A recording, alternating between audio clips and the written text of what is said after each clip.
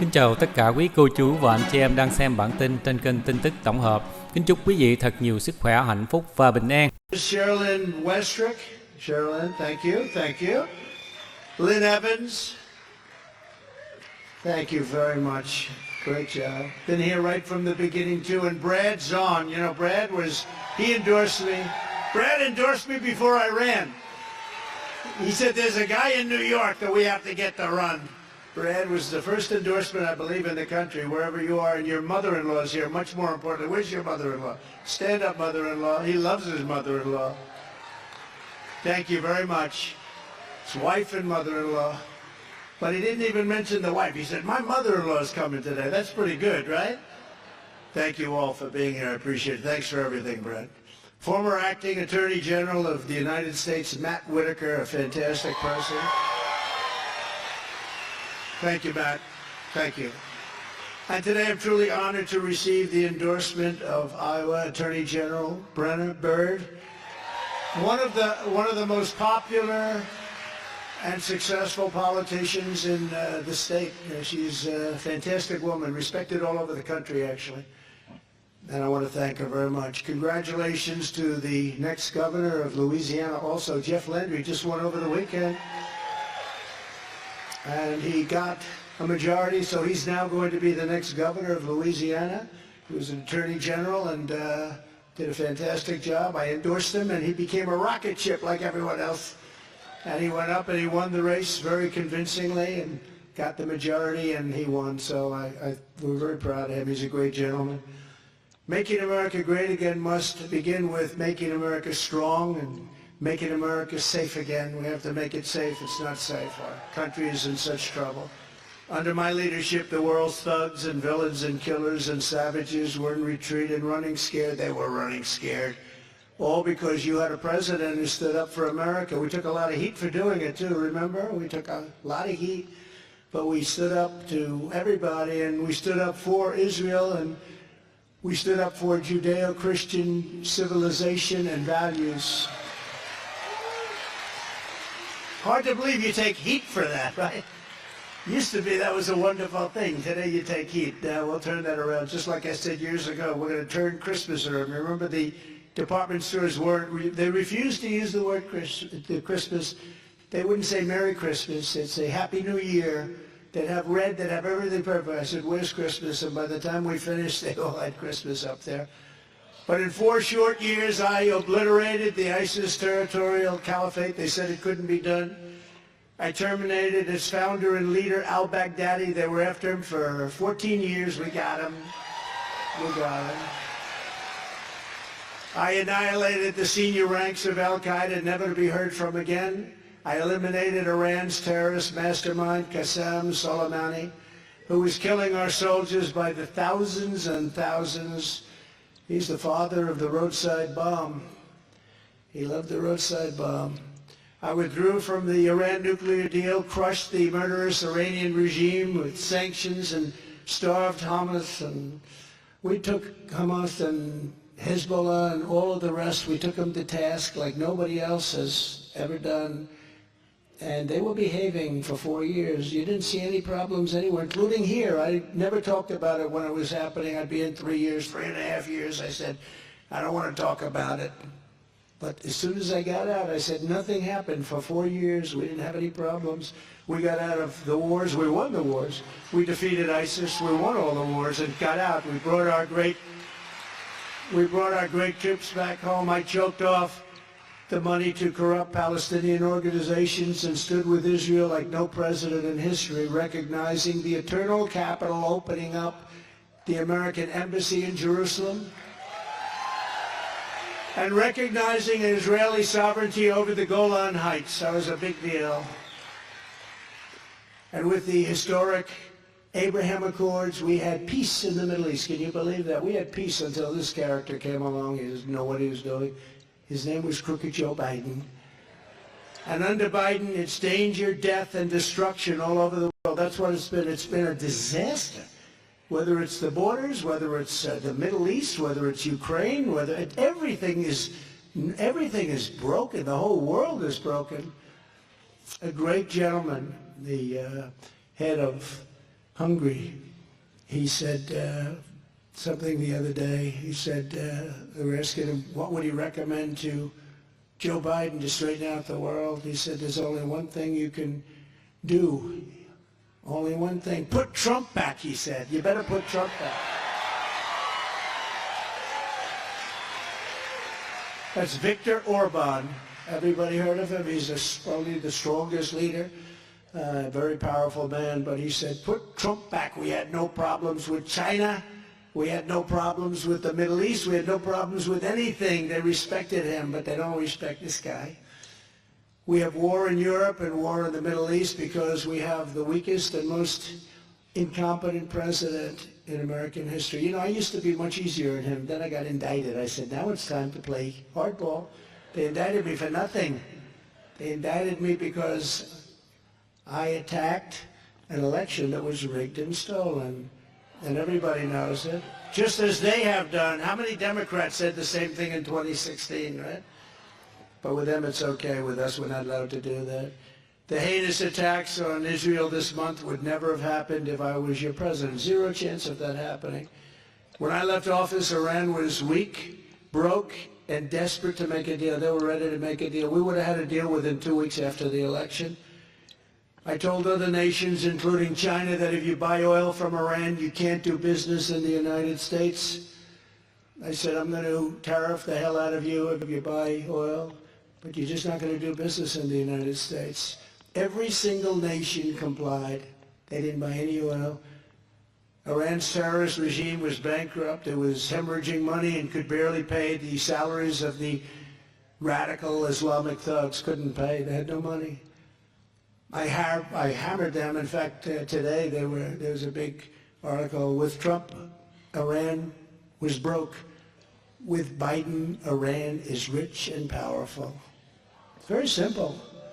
He let them all go back, and they're selling more oil than almost anybody in the world. I hammered Iranian oil exports down to record lows. They've never seen anything like it.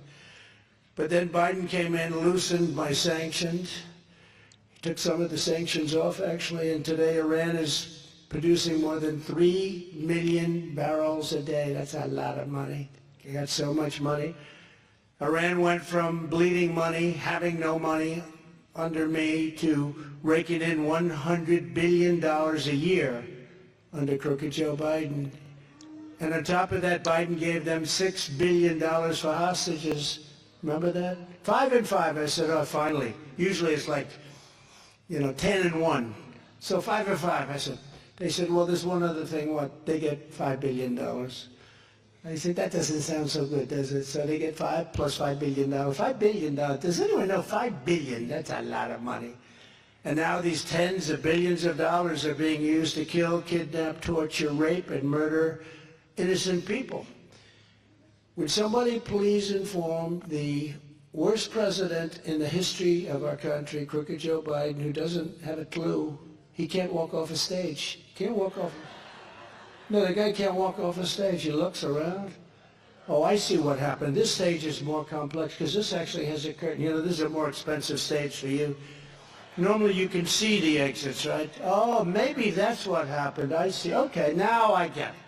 He was up here, and he can't find the stairs. But somehow you got to do it, right?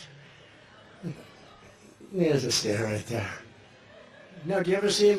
He finishes the speech, stumbles through. By that time, it's starting to wear off, Whatever happened to the cocaine they found in the White House? It was weird. Through a presidential entrance. We found massive amounts of cocaine, but we don't know whose it is. I think I know whose it is, you think?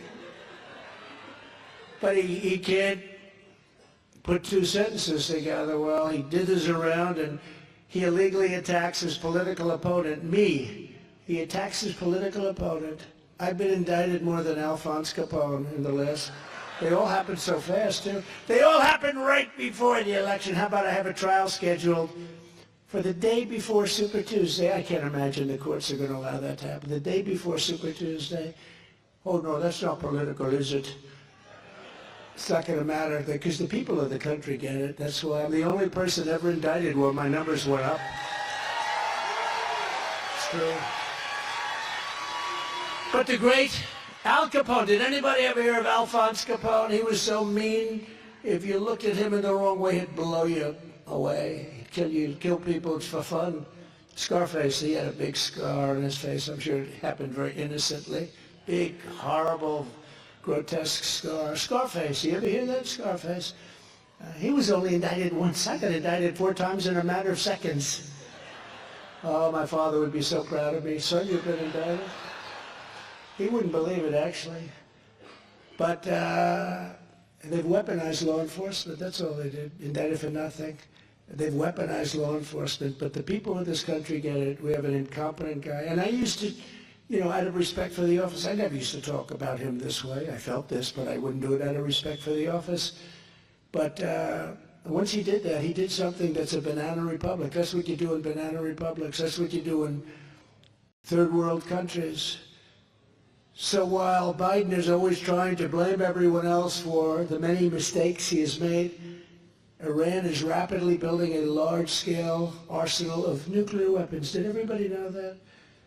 And once they have them, and they weren't building them with me. Number one, they didn't have the money, but they weren't building them with me. I was ready for that if they did.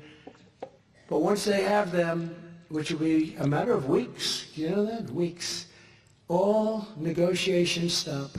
They won't even pick up the phone to speak to your president as he mumbles along, and they say, what the hell's wrong with that guy? That's when our incompetent fool of a president will drop to his knees and beg Iran for mercy. Please, please. You ever hear the song, James Brown? Please, please, please. James called me Mr. Brown. But he'd say, please, Mr. Ayatollah, sir. This is Joe Biden talking. Please, Mr. Ayatollah, sir. I will give you everything. I will do anything you demand. Please, please don't hurt us. This is the position that this fool has put us in. And we're closer to World War III than we've ever been to any world war. Nobody ever thought a thing like this could happen. And we're closer than ever before. We've never been, and I've been saying it for a long time. Did you ever see Trump was right about everything on hats? I don't know who did the hats, but I have been right about most of it. And I don't want to be right about that, so I'm not going to make, but I tell you, we are close. We are close. It could happen. And we have a fool. We have an incompetent fool as our president that has no idea. This is nuclear weapons. These are weapons that are so massively destructive. It's obliteration. It's not 2 army tanks running at each other and shooting. 3 years ago under Trump, Iran was broke, had no nuclear weapons or even the prospect of a nuclear weapon. Biden has made Iran rich in a period of 3 years and has no idea what to do about it. And they are in a position where they're going to have weapons, and they're going to be big ones too. Iran started the attack on Israel and desperately wants to become openly involved. Now, Biden refuses to admit that. Biden says, well, so far we haven't seen any evidence. Well, they're financing Hamas and they're financing Hezbollah. They're giving them the money, they're giving them the training. He says they haven't, you know, he feels bad because somehow he's like in their pocket. He's in their pocket. But they go around saying death to Israel, death to America, and they chant it openly all over the place. Don't let Iran have nuclear weapons. That's my only thing I have to tell you today. Don't let them have it. They would have never had them. We would have made a deal. They would have been satisfied. Everybody would have been satisfied. But then we had that corrupt election. Our country has never been so low or in such danger as it is right now. And don't feel too depressed as I talk to you because we can bring it back. We've got to win the election. We'll bring it back stronger than ever before. Stronger than ever before. I didn't want to be too much of a downer here. I have to hit you with a little positivity, right? I got to give you a little bit. We'll be stronger than ever, but we got to win this election. It's a long time. You know, you have yours on January 15th, the caucuses, but we have a year, essentially a year to go. A year's a long time when you have incompetent and bad people and corrupt people running our country. But it's very simple. Joe Biden betrayed America and betrayed Israel. But as your president, I will stand with Israel 100%. We have to. We have to. And I kept Israel safe before. Now with 4 more years in the White House, I will defend the state of Israel like no one else can. Nobody else will be able to do that. Look at what we did. We defeated ISIS. Remember when Hillary Clinton, I don't call her crooked anymore. I've given that term over to, I call her beautiful Hillary. She's a beautiful woman. Beautiful Hillary. Remember when he'll cause a war with his personality. No, my personality kept us out of war. We didn't have any wars. I was the first one in, I think they say 76 years. We won wars and we brought them back. We defeated ISIS. ISIS was supposedly going to be like 4 years to beat them. I did it in 4 weeks, less than 4 weeks, and we got 100% of the ISIS caliphate. I remember when I was at 99% in the media, the fake news back then. Ooh, that's a lot of news. It's a lot of fake news. But they were saying, he's leaving before he completes the task. I said, can Russia, can Iran, can Iraq, which by the way is sort of Iran, if you want to know the truth. Another great move by a certain politician who probably ranks right up there with, nobody ranks, by the way, close to the one we have now. But we've had some pretty bad ones. I'll tell you, the happiest president in history right now is Jimmy Carter. Because I would say he was a brilliant president by comparison to crooked Joe Biden. I would say Jimmy Carter was a magnificent, brilliant, he was George Washington compared to this guy. But he's a happy man. That's good. When I'm back in the Oval Office, we will cut off every penny of money that we send to the Palestinians and the terrorists on day one. We will fully support Israel in defeating, dismantling, and permanently destroying the terrorist group known as Hamas. And under my leadership, we not only imposed crushing sanctions on Iran, we unlocked American energy to drastically cut oil prices. You know, we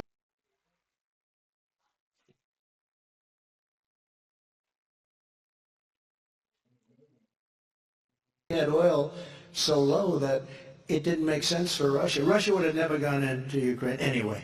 I don't care how high it was. I had a very good relationship with Putin, which the press hates to hear, you know. It's nice to have good relationships with people that can cause lots of problems. But we had a very good relationship with a lot of them, and I'll tell you, there was no way he would have done it. And I told him, I said, you can't do it. If you do it, it's going to be hell to pay. You're going to be hit so hard. And no. I said, no, you will. I told him, I won't tell you what I said, but I told him. And again, we got along, but I said, listen, you know, we have a good relationship, but we're going to hit you so hard. And here's the thing. I told him what we were going to do, and he said, no way. I said, way. He said, no way. I said, way again. And he didn't believe me, okay? He didn't believe me, but he believed me 10%. Brad, he believed me 10%. That's all you need, right? So 10% was fine. He would have never gone in. And he wasn't. And by the way, he didn't go in. We won 4 years. He didn't go in. And then I think what happened is he saw the gross incompetence of a good withdrawal. I got it down to 2,500 troops from, you know, many times that. And we were going to withdraw with dignity and with strength and with respect. I spoke to the head of the Taliban, Abdul. I said, still the head. I said, Abdul, you're killing our soldiers. Don't do it anymore. We're going to hit you so hard, you're not even going to believe it. But why? Do you send me a picture of my home? I said, well, I will tell you. We'll have to discuss that someday. We'll have to discuss.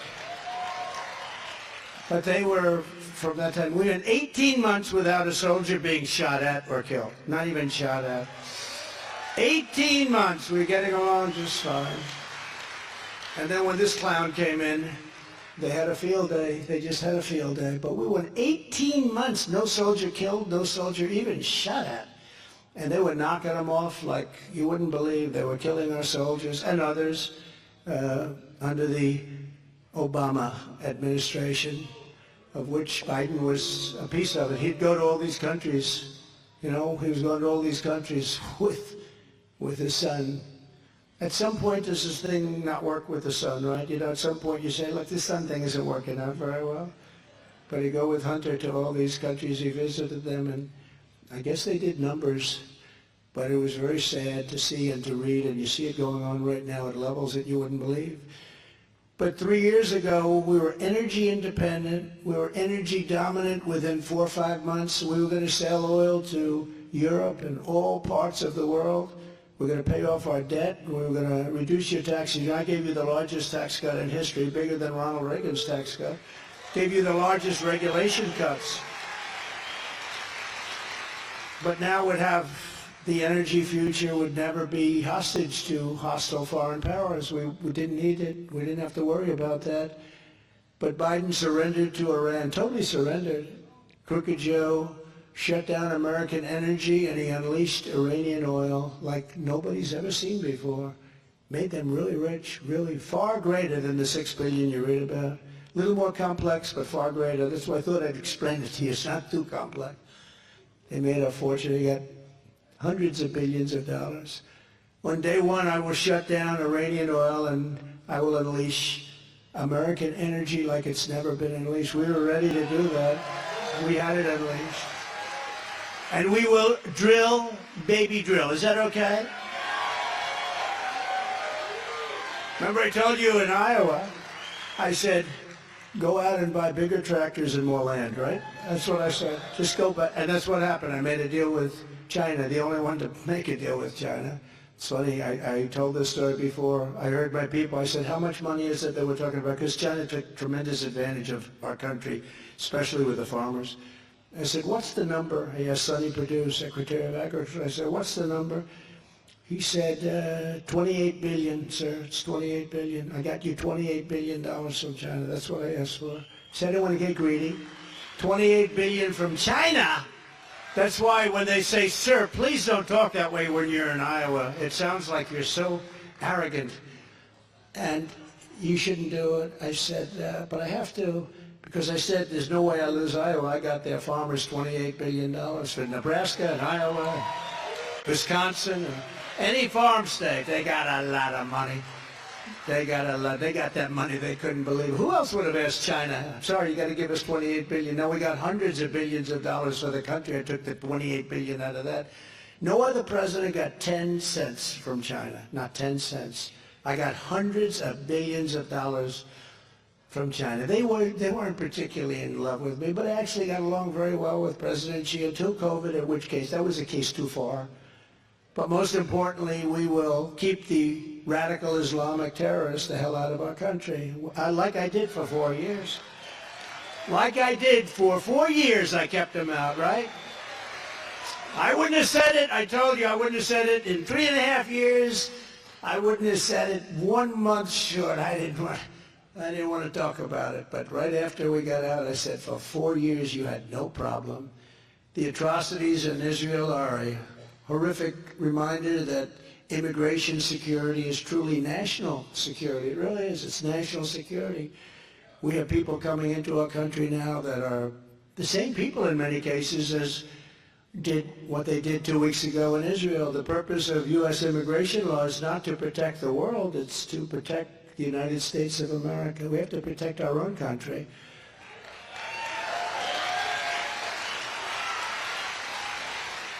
And you've just seen these depraved savages rampaging through civilian communities, house by house, torturing, raping, and maiming innocent men, women, and children. It's horrible. Nobody's ever seen anything like that. I don't think we've ever seen where they kill babies in the worst manner. I won't even say what they do to the babies, but you've seen it. They kidnapped infants and they hurt the elderly horribly and took them hostage, and ultimately they killed them and tortured them to death. They had children tied up and shot, and much worse. I mean, that's as bad as it gets, but it even gets worse. The babies were murdered and they were burned. People who think like this, people who support this, and people who sympathize with this are sick. They're sick and they're evil, and they're not going to be fixed. You're not going to make them into wonderful people one day. I didn't know you had flies in Iowa. I hate flies. Now I'll get in trouble for saying that. Cruelty to animals. No, it's true. You know, I said the other day I was at a place, and there's a beautiful place, but they had like flies And I said, get fly paper. They said, sir, they're not allowed to sell it anymore because of cruelty to animals. They actually said that. I don't know. Can you get fly paper? It used to be great, right? But they said, you can't do that anymore, sir. It's cruelty. What the hell is going on with this country? But today I'm announcing vital steps it will take to protect our people in the next term. We need this.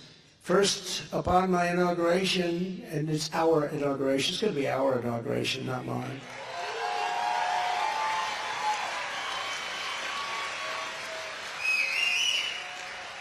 You know, when I ran for president, I said this is going to cost a lot of money. I had no idea it was going to cost this much, but I don't care. It doesn't matter, because what we've done is so incredible, and what we'll do is, in a certain way, I think even more important, because they've shown how bad they are. They've shown how sick they are. They've shown how incompetent they are.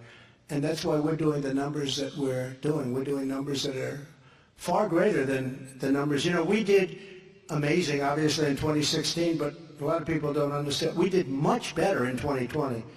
Got millions more votes. That never happens. Usually a president gets less votes and wins. I got numbers that nobody believed, and was told by the biggest pollsters, Fabrizio, McLaughlin, sir, have you got 63 million votes again? It's a landslide. I said, well, that's good. We got millions and millions more votes. No president's ever gotten more votes, I mean, by a number, I think 2 or 3 times, what anybody else has ever gotten over the previous term. And then they said, we lost the election. Oh, really? Really? No, they used COVID to cheat. They did a lot of things that were terrible. Terrible. They went up. They didn't use legislatures. They stuffed ballot boxes. All you have to do is look at 2,000 Mules, right? They stuffed the ballot boxes. You notice the way those books have all disappeared? Somebody said, you know, I can't get the book on 2,000 Mules. I can't get the tape. I can't get the book. They want to get rid of all that stuff because they understand it. But as I've already said many, many times before, I will immediately reinstate and expand the wildly successful Trump travel ban on entry from terror-plagued countries, territories, and places. We're going to, they ended it. They ended it. And it just kept us safe. We wouldn't let people come in from certain countries where there's tremendous terror. Makes sense, right? If you're coming from somewhere full of people who want to kill Americans, we will not let you in. We worked very hard on that. We had the greatest border, most secure, safest border in the history of our country. We built 561 miles of wall. Nobody likes to say that. You know what they do is, if there's like a board laying there from 50 years ago or 100 years ago, a 2x4 that's rotted, they'll say, it wasn't a new build, it was renovation. No. If they had steel rotting in the sand that was a foot tall, that was ready to fall over, or fell over, they would say, oh, that was a renovation. No. We did a great job with the wall. We did a great job with Mexico, too. They gave us 28,000 soldiers free. You know, when I say Mexico will pay for the wall, they paid for much more than the wall. They gave us 28,000 soldiers free. And when I asked them for the soldiers, I said, look, you've got these caravans. They're pouring through Mexico, and you know how to stop them. You got to stop them. And I had a great relationship with the president of Mexico. He's great guy. He's a socialist. As I say, you can't have everything. But he's a great guy, very popular, too, in Mexico. And I said, you have to give us 28,000 soldiers while we're building the wall. He said, I can't do that. He gave me his top people. We'd started negotiating. One man, very smart. He was the top person in all of Mexico. I said, you got to give us 28,000 soldiers for the border. He laughed at me. What? What, are you kidding? I said, free of charge, by the way. He said, why would we do a thing like that? I said, you got to do it. The woman at the State Department, you've heard the story. Sometimes I'll tell it. It's a little long, but it's sort of cool. But you've heard it, where a woman at the State, who was really good, but she never won. She said, I've been in charge of Mexico for 20 or 25 years. She said, we've negotiated with them for years. They'll never do that. Not only that, and catch and release into our country, remain in Mexico, little things like that, Title 42, all these, having to do with sickness. We have people coming in with infectious disease. That's unbelievable, what's happening. Infectious disease, a big problem. And a lot of Americans are getting sick because of what's happening at the border. But I said to him, no, you have to do it. He said, no, we won't do that. I said, yes, you will, 100%. I looked at him, I said, 100% you'll do it. He didn't know what the hell I was talking. He said, no, we're not going to do that, sir. I said, yes, you will. Here's the story. It's Friday at 4 o'clock. On Monday at 7 in the morning, every single car that you make, which is millions of cars, you know they took 32% of our automobile business. And by the way, the United Auto Workers ought to vote for Trump because their union is selling them down the tubes, okay? Their union is selling them down the tubes with this all-electric car fantasy. They cost too much and they don't go far. Electric cars are good if you have a towing company. Other than that, in fact, I'm thinking about opening up a massive towing company, and I'll quit this race for president. We're only leading by 58 points or something. No, it's terrible. This whole electric car is sick. It's sick. They don't go far. It's good if you want to go to the grocery store, take a quick little drive. You know, they say the best thing about an electric car, the first 10 minutes, you feel great. The next 45 minutes, you're worried about where the hell am I going to get a recharge? So it's a problem. But they don't go far, and they're very expensive. And the other thing is you'll never make them in this country because everything you need for an electric car is in China. We have the stuff that you need for our cars. It's called gasoline and oil. It's right underground. And you know, they've sold, I have a friend who's a dealer. I think he said he's got 4,000 orders for new cars. Out of the 4,000, 100 is for electric. People don't want them. They want them. You should have electric. You should have hybrid. You should have full gasoline. You should have everything. But they're trying to make you buy electric, and it's not going to work. They want also electric trucks. They want electric trucks. I'm dealing with the big trucking industry. Some of them I know.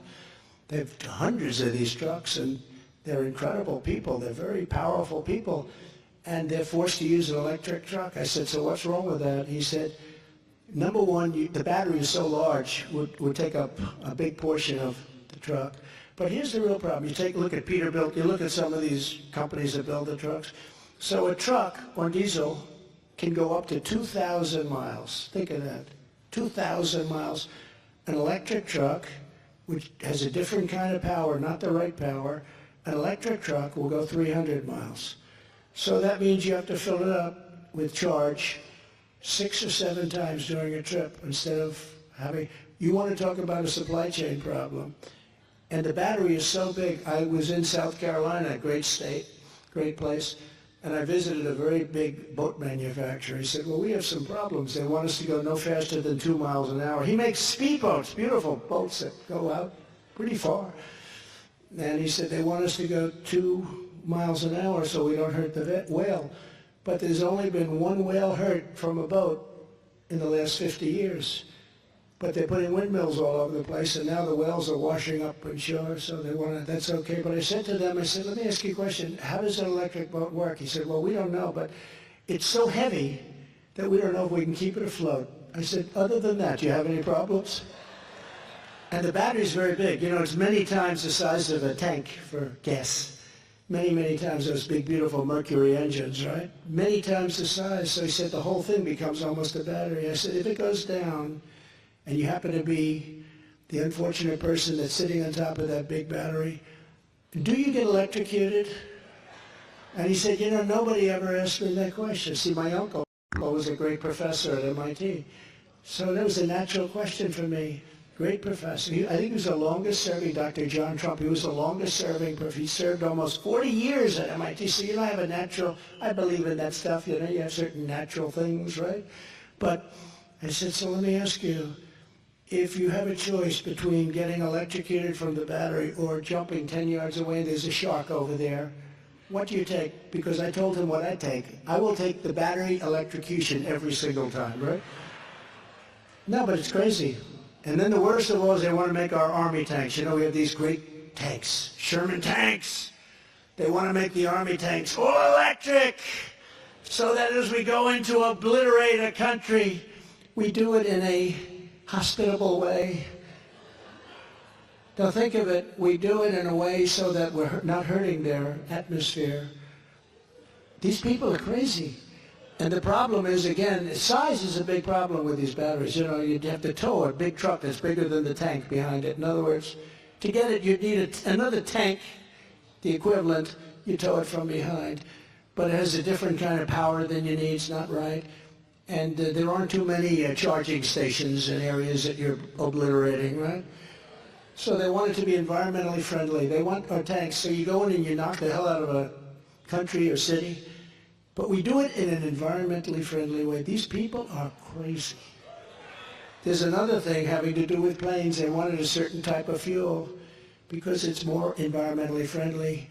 I said, what does it do to the plane? Well, sir, it's approximately 15% less efficient. But we can live with that. I said, you can't live with it if you're a pilot and somebody else has another plane. It's crazy what's going on. Can't allow it to go on, actually. So the whole electric thing, we have to, if you want an electric car, you should buy it. You should buy a hybrid. You should buy all gasoline. We should sell everything like we used to, and it'll be great. The Democrats fought us like crazy over the travel ban. You know that? They fought us like crazy. I had to go through the whole court system, but after 18 months in court, the Supreme Court finally ruled the travel ban was totally constitutional because we want to keep bad people out that want to destroy our country. As president, I also suspended refugee resettlement when we entered office in 2017. Nobody had ever heard of it before. We didn't want that. And we'll do it again. We'll put it right back into place. I banned refugees from Syria. I banned refugees from Somalia. Very dangerous places. And from all of the most dangerous places all over the world, I banned them. I said, I'm sorry. And in my second term, we're going to expand each and every one of those bans because we have no choice. Some very rough people, some very, very rough people come out of those areas. They want to blow up our country. We aren't bringing in anyone from Gaza, Syria, Somalia, Yemen, or Libya, or anywhere else that threatens our security. But I will say this, tremendous numbers of people are pouring into our country right now. We have open borders. It's the stupidest thing anyone's ever seen. Millions of people a month are coming into our country. We have no idea where they're coming from, but a lot of them are the same people that went around doing what they did to Israel 2 weeks ago. A lot of them are the same people. And you have a disproportionate number of young, very strong men. Strong men, sorry women, but I have to say this. You have a very, very powerful contingent of very strong men, and they're pouring into our country. What are they doing? What are they doing?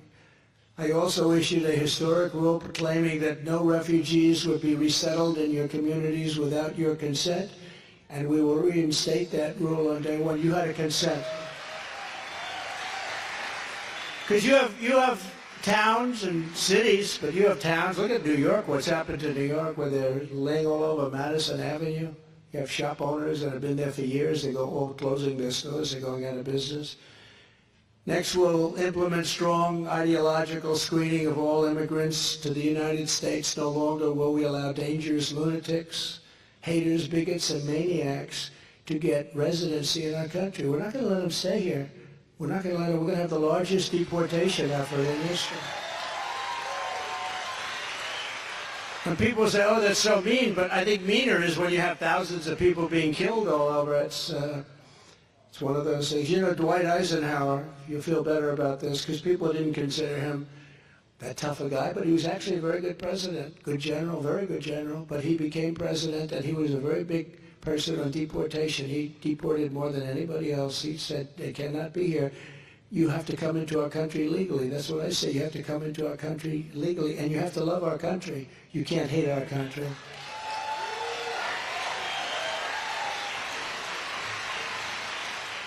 If you empathize with radical Islamic terrorists and extremists, you're disqualified. You're just disqualified.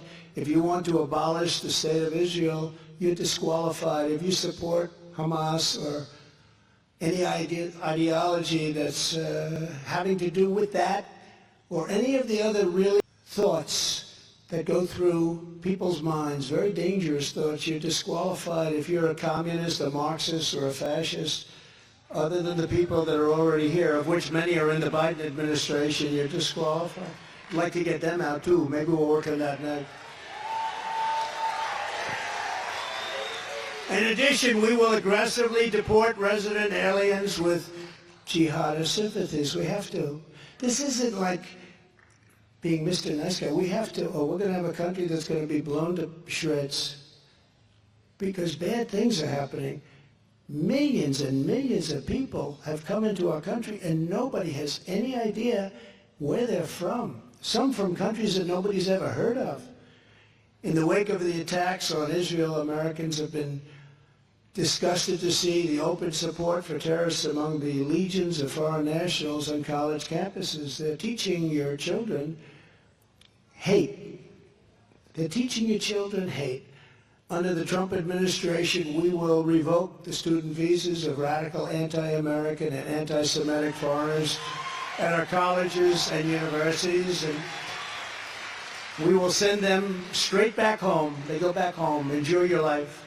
Likewise, the mobs of, literally barbarians that we saw in the streets of New York and other cities last week have no place in America. We can't have it. We have to. No country can sustain it. And we all want to be nice, but no country can sustain it.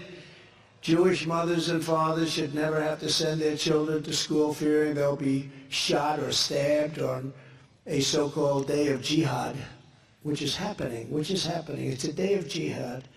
Under my administration, we will proactively send ICE to pro-jihadist demonstrations to enforce our immigration laws and remove the violators from our country. Many of these people are not from our country, and many of them are being supported with radical left money.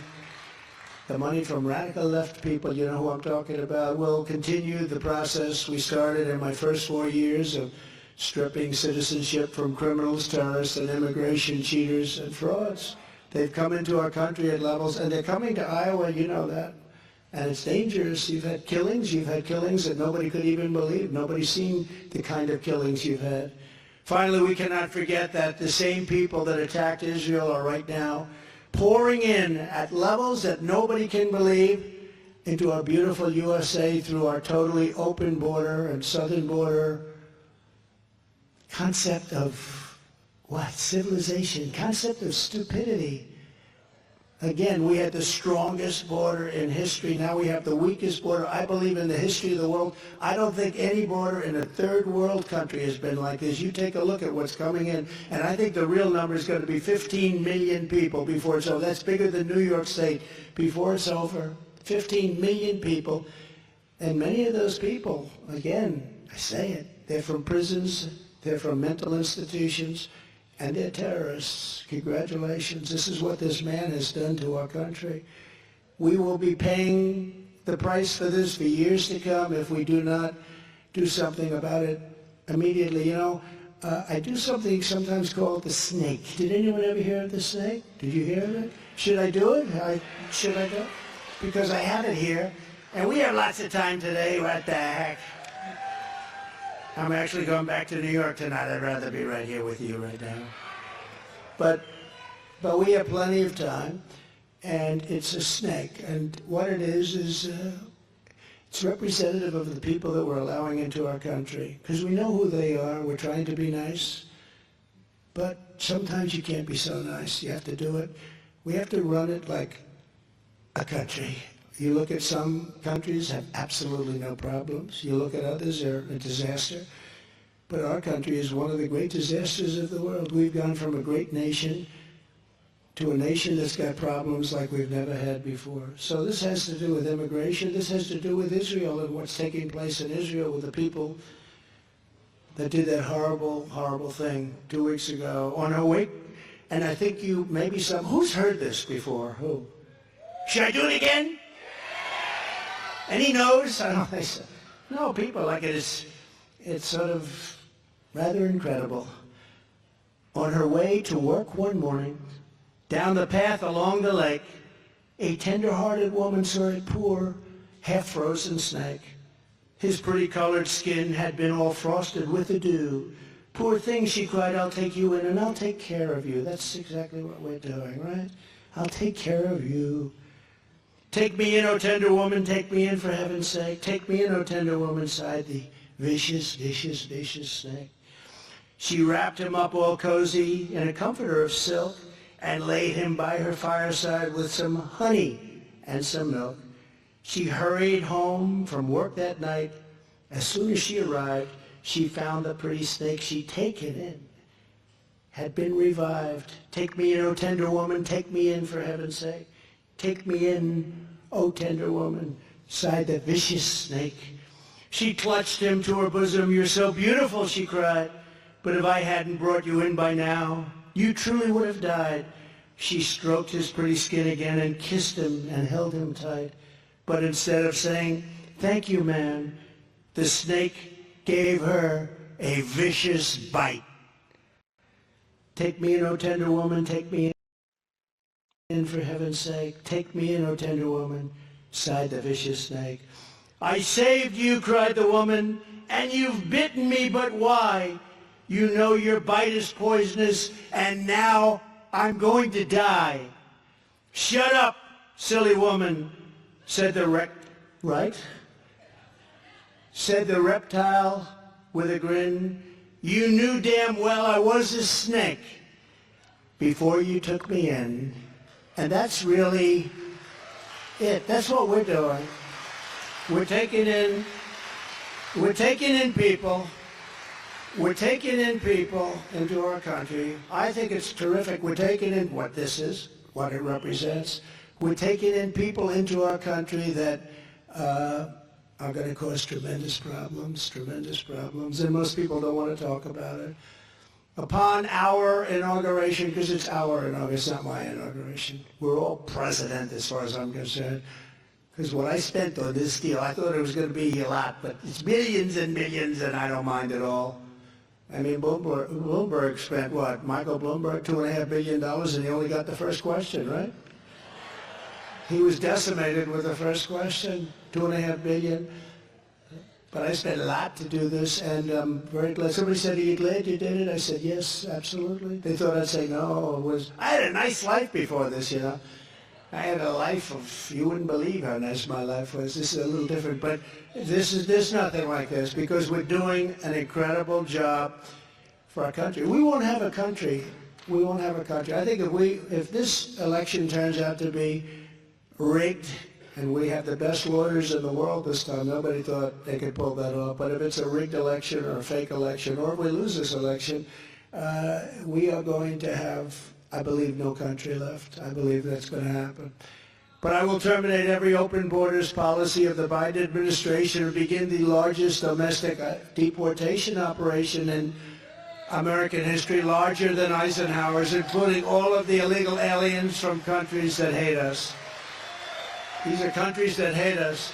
And I will invoke the Alien Enemies Act to remove all known or suspected gang members, drug dealers, cartel members, and security threats from any kind and of any kind from the United States of America. We're going to get them out of our country. It's going to happen fast, too. It's no wonder the far-left lunatics are getting desperate to stop our movement by any means necessary. Crooked Joe Biden and his radical left Democrats, and they are really radical left, have weaponized law enforcement to arrest their leading political opponent, me, and others too, people of religion, a lot of others too. It's sick what's going on. This is high-level election interference. They want to disturb the election. This is their form of cheating this time. And it's happening for a single reason, because I'm the only candidate they do not want to run against. You know, they always say disinformation. Oh, we want to run against Ron DeSanctimonious, even though he's losing by 10 points to Biden. If you can believe, how the hell do you lose to Biden? But they say that. See, they say the opposite. Disinformation, misinformation, they're very good at it. They'll say, we really want to run against Trump, because that's who they're running against. We really want to run against Trump, but they don't. And the way I look at it, we beat him twice. Now we have to beat him a third time. We beat him. We beat the hell out of him the second time. Think of it. Think of it. Think of it. We did much better the second time than we did the first. Remember that. And they're getting beaten very badly by me in the polls. They think the only way they can catch me is to stop me from speaking. They want to take away my voice. And a judge gave a gag order today. Did you hear that on speech? Which I believe is totally unconstitutional, what she did. A judge gave a gag order. A judge doesn't like me too much. Her whole life is not liking me. But she gave a gag order. You know what a gag order is? You can't speak badly about your opponent. But this is weaponry all being done because Joe Biden is losing the election and losing very, very badly to all of us in the polls. He's losing badly. But what they don't understand is that I am willing to go to jail if that's what it takes for our country to win and become a democracy again.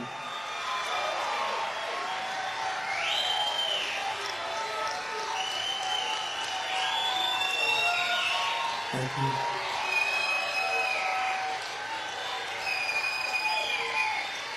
Thank you very much. So true. So true. Thank you very much. Appreciate it. We're being laughed at all over the world. We have become a fascist state run by incompetent people that want to see us fail. We're not going to let it happen. We're not going to have our country destroyed. The show 60 Minutes should be ashamed of themselves if anybody watched it on Sunday night. They just interviewed crooked Joe Biden and led him along like he was a child. Each question contained the answer. This was a question, isn't it true that you love Israel? You know, it's every question, because they were afraid he might say no or something. And it was so weakly and apologetically asked by the host, who should have really, he should have never done what he did, that it was a joke. It's become a laughingstock all over the country. You take a look at what's happened, and people are showing it. And it really should be considered a campaign contribution to the Democrat Party. That's what they do. These should be campaign contributions. Why should CBS or these other networks get free public airways for this highly partisan type of show that they do, which never apologized to me for the mistakes they made on the laptop from hell? Remember that I said laptop from hell? Remember they came up with 51 intelligence agents. It's a door. Came out of Russia. Came out of Russia right before the election. They're protecting Biden even though he's the most corrupt and incompetent president in the history of our country. They're protecting him. It's amazing to me. And again, the Carter administration looks brilliant by comparison. The only thing the Biden regime does well is go after crooked Joe's political opponents, and even that will fail. That's going to fail. You watch, that's going to fail. It's going to fail bad. It's got to fail. Otherwise, we don't have a country. If it doesn't fail, we don't have a country.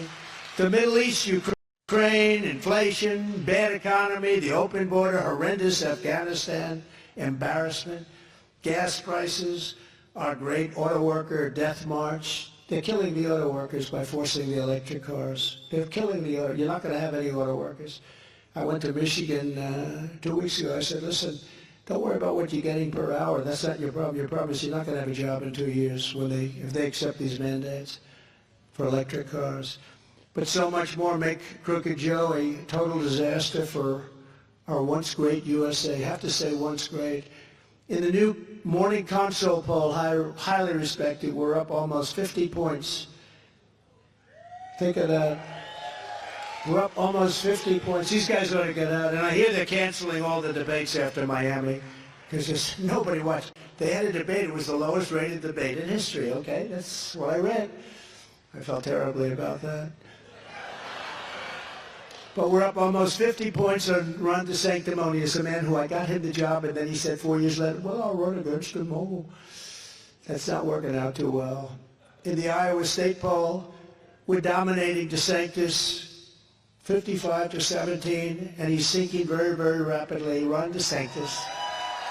That's the abbreviation for DeSanctimonious, in case you remember. Ron DeSantis, somebody from one of the networks on a straight interview. Ladies and gentlemen, we're proud to have Governor Ron DeSantis with us. It's DeSantis. But he actually changed his name, remember? To DeSantis. And I left a message, never change your name in the middle of a campaign. It's not a good thing. DeSantis. With his shoes, the whole deal. He's got the whole deal going.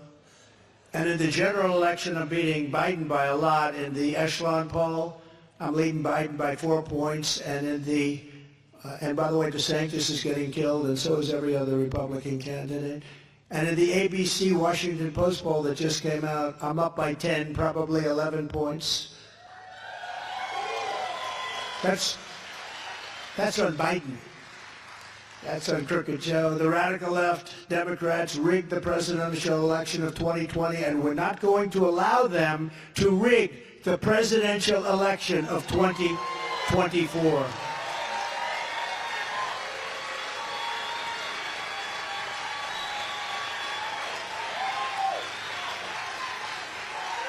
Thank you. Every time the radical left Democrats, Marxists, communists, and fascists indict me, I consider it a great badge of honor because I'm being indicted for you. Thank you very much. I appreciate that. You know, if I wasn't running, I wouldn't have any of this stuff.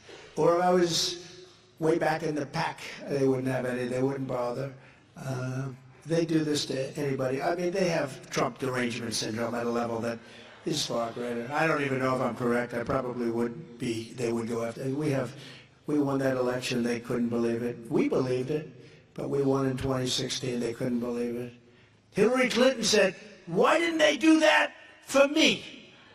I was closer," meaning stuff the ballot boxes. It's true. She was closer in a few states. Never forget, our enemies want to take away my freedom because I will never let them take away your freedom. It's very simple. They want to silence me because I will never let them silence you. And in the end, they're not after me, they're after you, and I'm just standing in their way. I'm happily standing in their way. But this is more than a campaign. This is a movement. I've never said it. This is bigger than 2020 and bigger than 2016. I never thought I'd say that. I thought 2016 was really earth-shaking, and it was. But this is bigger. This is more important because we've seen how bad they are. The reason this is so big now is we've seen how bad a job they've done. Every single thing they touch is bad. They don't have any success. The economy stinks. Inflation's through the roof. We have the highest inflation in 72 years. And inflation is a nation buster. If you look at inflation throughout the decades and the centuries, countries with inflation, they disintegrate. But together we'll get that taken care of very quickly. You know why? We're going to have so much energy. It's going to bring everything down. The energy is going to bring it. That's what killed us in the first place. They stopped everything and it went up to $115 a barrel. With your autos, it was over $5. In California, $7 and $8, even more than that. You couldn't even get it. And inflation began because of that. Now everything is causing it. Bacon, you know, bacon went up 5 times in the last year. 5 times. Together we fought for Iowa and Iowa farmers like no administration has ever fought before. Nobody fought like I did for the farmer.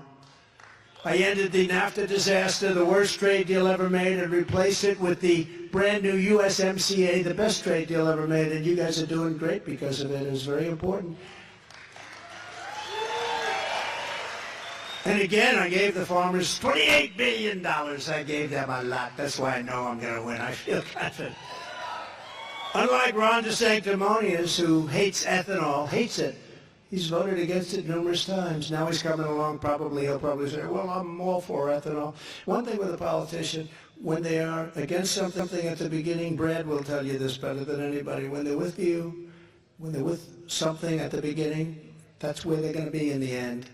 So he may change his little direction on the election. I don't even know if he has. Nobody cares. I don't think anyone really cares. But in the end, he's going to be against ethanol, and he's going to be against Social Security, and he's going to be against Medicare, if you can believe it. I kept my promise to fight for Iowa ethanol and issued a rule declaring that E15 would be made available all year round. Remember, it was only 8 months. And unlike Ron DeSanctimonious, who voted to gut Medicare and Social Security and voted 3 times to raise the retirement age to 70, big increase, I will always protect Medicare and Social Security for our great seniors. And we don't have to do that because you deserve that. You know, if we drill and if we sell oil, then we have so much potential. We don't have to destroy people with Social Security, Medicare. Here's just some of what we will do when we become the 47th President of the United States. When we become, before I even arrive in the Oval Office, shortly after I win the presidency, I will have the horrible war between Russia and Ukraine settled. Now, of course, Putin right now, he's sitting there like, because all the focus is on Israel, and he's bombing the hell out of them. It's terrible what's going on. But I'll get it done. I know both very well. I'll get it done. I'll get it done quickly. It's horrible. And again, it's not a question of winning or losing. I want to see people stop dying. When I was interviewed by those terrible people at CNN Live, remember we did that town hall? Did anybody see that town hall? It was the highest rated show they've had in 11 years, and they fired the head of CNN. Explain that. I must have done well. I either did great or horribly, one or the other, but they fired him. No, but I explained things on that live show. See, I love live television because they can't cut you off. Or they're going to have a lot of open time if they do. That's why I love these guys. All those guys back there, they have those cameras raging, but when they think I'm going to say something bad about the network, those red lights go off so fast.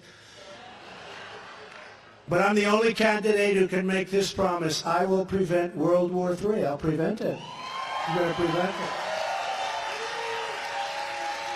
I will end Joe Biden's inflation disaster. We will quickly rebuild the greatest economy in the history of the world, which we had before. I will deliver additional tax cuts. The biggest tax cuts ever granted were my tax cuts, bigger than regular. People, they don't want to hear it, but they were.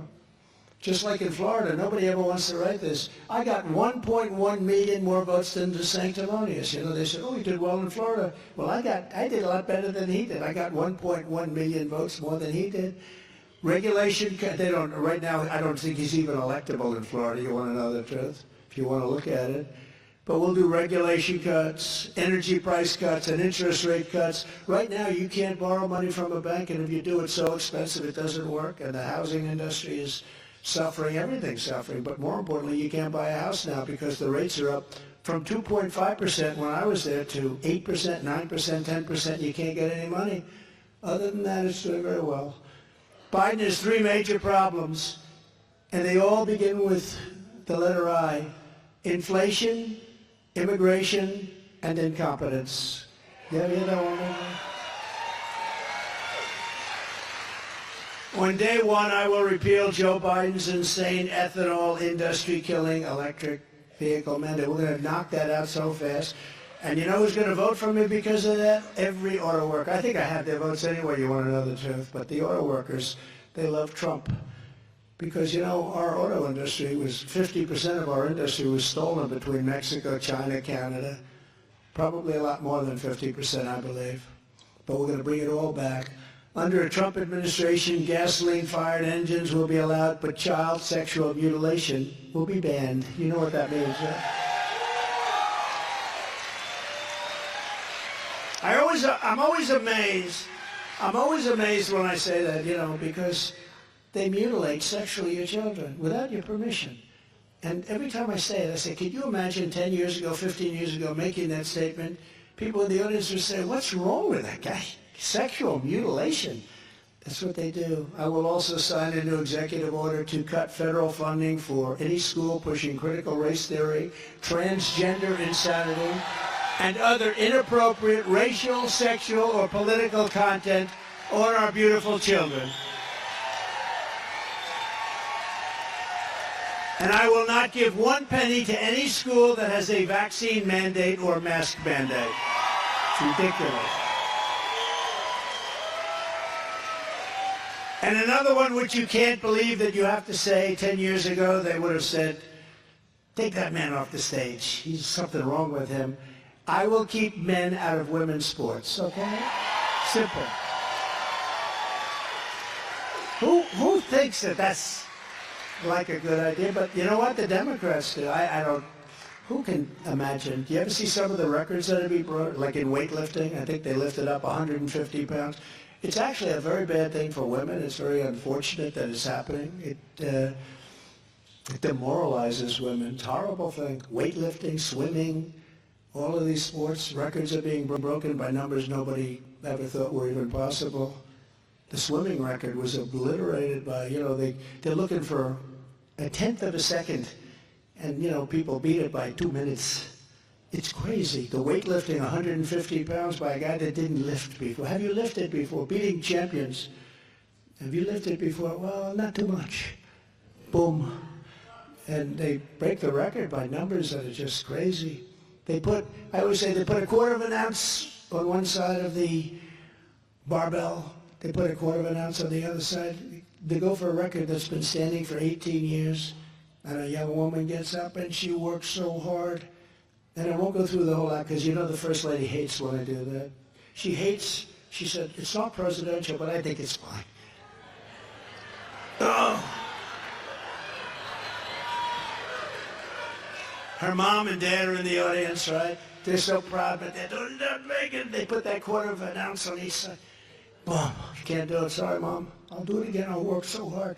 Then a guy comes up who transitioned, and they ask him that question, have you had success in weightlifting before? No, I've never really done it before. Oh, good. And he gets up, bing. Do you want me to do it a few more times? Yeah. He's, it's great. Swimming, the same thing. You know, the swimming records are being obliterated. It's ridiculous. It's very, very ridiculous. And I can't even believe we have to talk about it. And, you know, young ladies that are being affected by it very greatly, like swimming champions, they're afraid to talk about it. They're actually afraid to talk about it. Just as I did 4 years ago, I will fully uphold the Second Amendment, which, as you know, is under siege. And I kept it perfect for you. I kept it perfect for you. It's under siege. And I will continue to protect innocent life nobody did for you. And when the Republicans start speaking about it, because, you know, the Democrats are the radicals. The Democrats are the radicals because they'll kill the child in the 4th month, 5th month, 6th month, 7th month, 8th month, 9th month, even after birth. Even after, remember that wacky former governor of Virginia where he said, yes, we will take the baby and we will discuss. This is after the 9th month. The baby is born. And we will discuss with the mother what we want to do with the baby. They'll kill the baby. They're the radicals. The pro-lifers aren't the radicals. They're the radicals. And when politicians, and some of them do and some of them don't, you have to go with the exceptions for the election, but you also have to follow your heart. You have to follow your heart. But when politicians speak about that strongly and with conviction, it's a fantastic issue, but you have to go with what you believe. You have to go with what you feel. Very important. But we got it done. We ended Roe v. Wade, which is the most radical.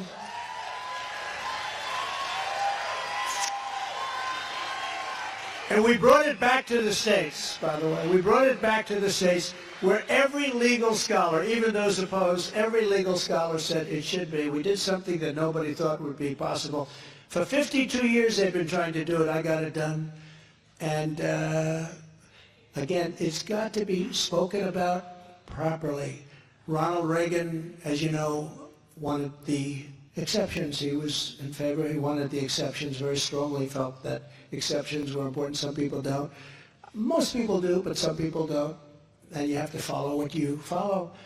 But it's an amazing thing that was done. Nobody thought it would be possible. And we will restore free speech, and I will secure our elections, and our goal will be one day voting with paper ballots and voter ID. One day voting, paper ballots, and voter ID.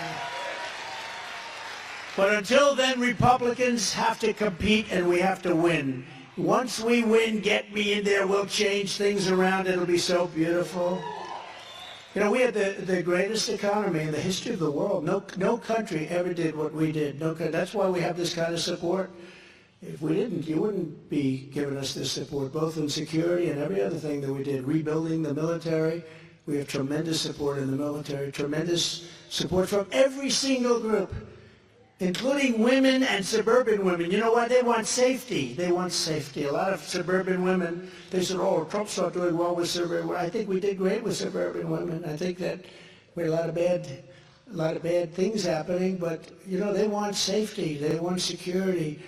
They don't want to have a low-income development built next to them in their house that they work so hard to get with their husbands, you know? And we ended all of that. So we're doing well. We did well with every single group. And what's happened is we did well, but people take it for granted a little bit. For instance, we had the safest border ever. And in 2020, I never talked about the border because we had such a good border. There was nothing to talk about. I said, can I talk about the border? Sir, nobody cares about the border. I said, that's terrible. In 2016, it was the single biggest issue. In 2020, I couldn't talk about it because nobody cared. They fell asleep. because I did it. I did a great job on the border. But now the border is worse than it ever was in history. It makes 2016 look like a safe border. They've destroyed what we did. I can get it back. We'll get Tom Homan and Brandon Judd, and we'll get all of these guys that are so great. And the people I have, incredibly, all Biden had to do, one of his consultants think he looks good in a bathing suit, and they send him to the beach a lot, On Tuesday, Wednesday, Thursday, Friday, does he ever go into the office? But they send him to the beach, and he's got a problem because those chairs weigh about 3 ounces. They're marvels. They can hold a body, but they lift. A child can lift them up, right? He can't. And he can barely get his feet through the sand. And he sits there all day long at the beach, right? If he went to the beach, instead of destroying our border, destroying our military, destroying our country, if he just went to the beach all day long and just let everything be run the way it was, he would have gone down, but really is a very good president. He's destroyed everything. And a lot of it was, they say he destroyed because anything I did, he just wanted to do different. How stupid is that? Because we had the safest border in history. Now we have the most unsafe border of any nation in history, in my opinion. And just in conclusion, this is what we must do to restore our country to greatness. All of the things that we've been talking about. The USA is a mess. Israel is under attack. Our economy is cratering. Inflation is totally out of control. It's very bad. China, Russia, Iran, North Korea. Remember North Korea, how bad it was? And I got along with Kim Jong-un. They formed together as a menacing and destructive coalition. Our currency is crashing and will soon no longer be the world standard, which will be our greatest defeat in 200 years. If we lose our currency, we'll be the greatest, and we will be a third world nation then. But it won't happen with me, not even a chance. Just like Russia would never have happened. Ukraine, China. Think of that, Russia with Ukraine, and China would not have even thought about going into Taiwan. And I had, with President Xi, I had conversations about it. I said, you can't do it. You can't do it if you do it. It was almost an identical conversation I had with President Putin, but I used the names of different cities. Does that make sense to anybody? But I said, you can't do it. He didn't do it. He only did it after I left. Planes. A week after I left, they had 28 bombers flying over Taiwan. They never did that with me. But I would have left Afghanistan as an example. I was the one that got them down. It was 21 years with dignity. We would have had such dignity, not embarrassment. Most embarrassing moment in the history of our country. If you took the 10 worst presidents in the history of the United States and added them up, they would not have done near the destruction to our country as Joe Biden and the Biden administration have done. And I used to say 5, and I'd always preface it by saying, I think I could say 10. I think I can say 10. You take the 10 worst presidents, they would not have done, even weaponization, nobody's done that. They would not have done the damage that this man's done to our democracy, to our country. We're a failing nation. We're a nation in decline, and now these radical left lunatics want to interfere with our elections by using law enforcement. It's totally corrupt, and we can't ever let it happen. If you want to save America from Crooked Joe and the radical left, then get every patriot you know. Make sure that you're registered Republicans. You have to be registered Republican. And get them out to vote in their local precinct caucus at 7 p.m. on Monday, January 15th. January 15th, so important. Get them to get out and vote. You got to get out and vote. We have to send it off with a bang. We're going to win Iowa, but we got to win by, we want to win by a big number because we want to go into that election. And remember, the only reason you first is because I kept you there. A lot of people like to take credit. There was only one person that kept you first. We're asking you to commit to caucus for us and to bring as many people as you can. You bring 3 or 5 or 10 or 20. And it's very important, so important. It sets a tone for the rest of the election because in November we have to win. Sign up at ia.donaldjtrump.com and get involved. 2024 is our final battle. It's our final battle. This country is going to either be greater than ever before, or we're not going to have a country. That's how bad it all is. With you at my side, we will demolish the deep state. We will expel the warmongers from our government. They want to go to war with every country. They know nothing about it. Let's just go to war. Let's make all those missiles and let's just go to war. We will drive out the globalists. We will cast out the communists, Marxists, and fascists, and we throw out the sick political class that hates our country. We will rout the fake news media. They're so sad. They have such an important place, and they're so fake. They're so corrupt. They have a lower rating now in the public eye than Congress. Can you believe that? But they serve such a function. They could do such a great thing. It's so hard without them because they are fake. It was a term I came up with a long time ago, and it's almost not tough enough. That's how bad it is, but hopefully they can change. We will evict Joe Biden from the White House, and we will finish the job once and for all. Once and for all. The great silent majority is rising like never before, and under our leadership, the forgotten man, woman, will be forgotten no longer. We're going to forget them no longer. I didn't forget them for 4 years, but then they forgot them. With your help, your love, and your vote, we will put America first. We will make America great again, greater than ever before. We can do that, greater than ever before. Thank you very much.